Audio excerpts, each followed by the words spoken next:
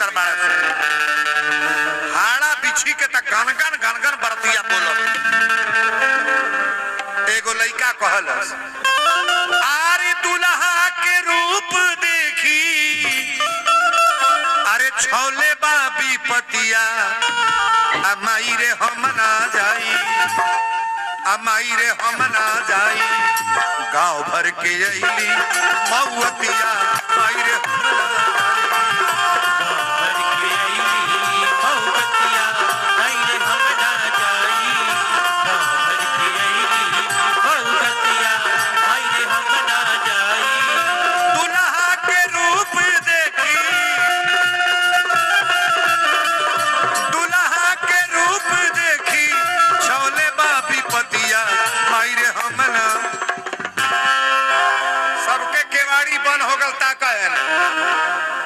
बराती जब चलल बा तो बरतिया में सबसे अगवा रहल पेपर से घटाइए ना रहल।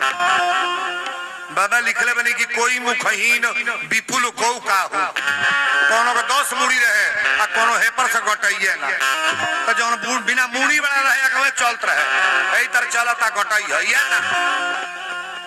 अब द्वार पूजा खातिर न है 50 जने मर्द लोग चलल बा चलो द्वार पूजा में चलो लोग चलो अब उहे अगवा चलता है ई तरह तान के ये न कहले हेकर तो घटाइए नहीं बारे तनी अगवा बढ़ल तो उहे बोलता 50 जने जब नौजवान चलो लो छरक के न तो कल से लोग नौजवानी रही में मिटा दियो हमार घटाई देख के हंसत लोग कहलत भैया बारात ठहरने का स्थान कहाँ है कहले कौन बोलल अरे कौन बोलल हो एगो कहता बुझाता है कर जो मुड़िया नहीं भाई है बोलल फिर कहता आप ही से पूछ रहे हैं बारात ठहरने का स्थान कहाँ है ए दादा वो करे और के ताकतो ना बा भागल बलो कितने बूढ़ गिर के बेहोश हो गईला नौजवान भाग के लुकैले तो लौकले ना लेकिन अब बारात आ गए बाबू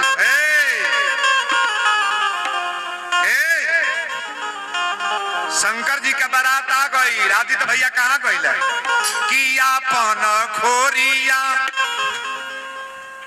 बटुक भैरवदास जी का ये मंदिर है और शंकर जी का मेन मकसद है सब दरबार सजा लो लेकिन बड़ा भाग्यशाली व्यक्ति हमारे बटुक भैरवदास जी को बुलाता है महाराज कि आपन खोरिया अरे बाहर आए आदित्य भैया आया ही गईले दूल्हा कमादेरा आई गईले दूल्हा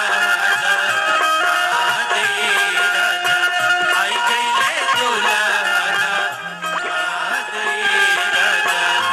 अपन खोरिया बाहर आए विजय भैया अपन खोरिया बाहर आए विजय भैया अपन खोरिया बाहर आए विजय भैया आई गईले दूल्हा हमादेरा आई गईले दूल्हा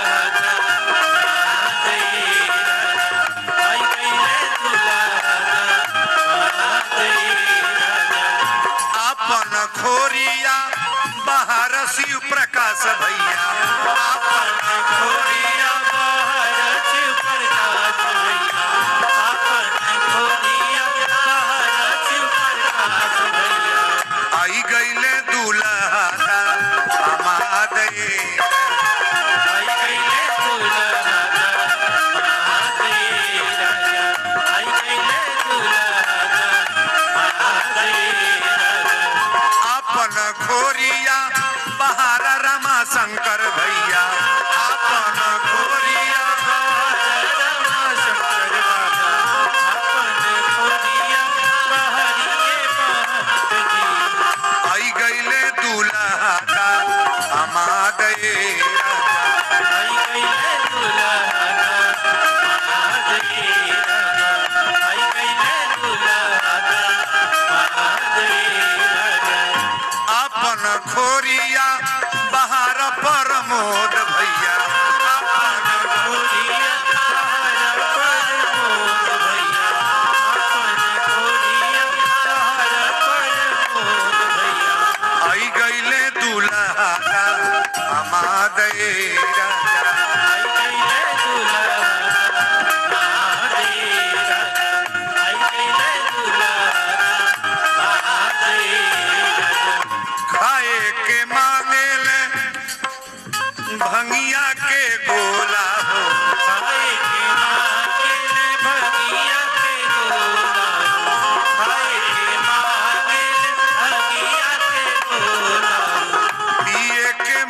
ठंडा पानी ये राजा, पिए के मांगे ठंडा पानी राजा।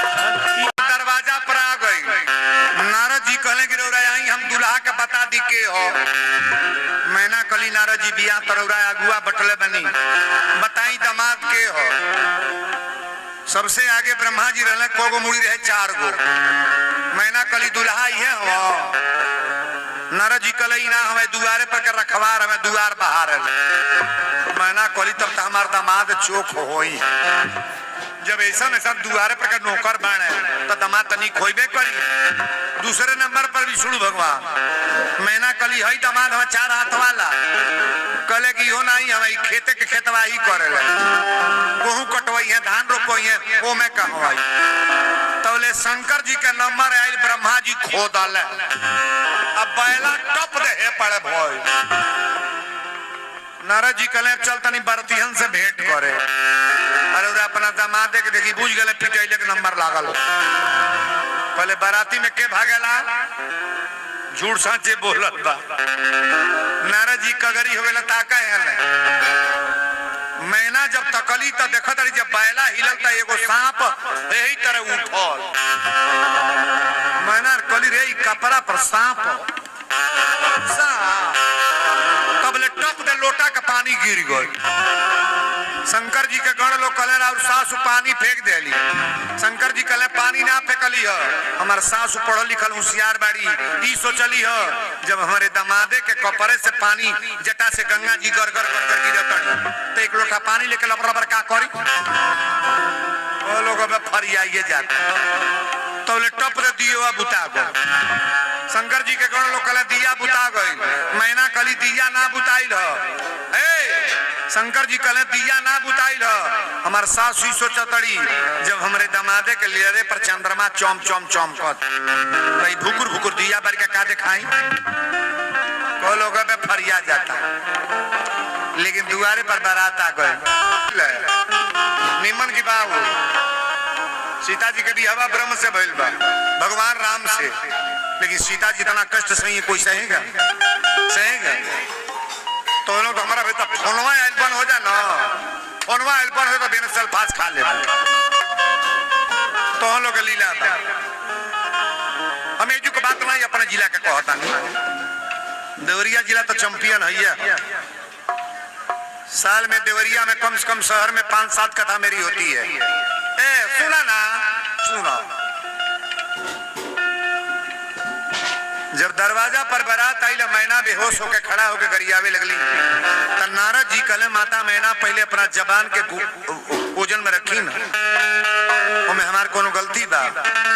पार्वती मैया कली माई बाउर केहू के न बनावा, हमरा तकदीर में बाउर लिखल होई तो बाउर होई। हमारा नसीब जब खराब होई ना, खराब होई तो ईमान के ना बचा ले। अब माता पिता को कभी दोषी मत ठहराना। कई महिला कहलिए बाबा हमार मामा बियाह लेकर करवा दे, हमार मौसा करवा दे, तार मामा मौसा तार तकदीर बन पड़ा। नसीब अपना अपना। मैना कली बियाह ना करो, तुरंत कहली कि नारद के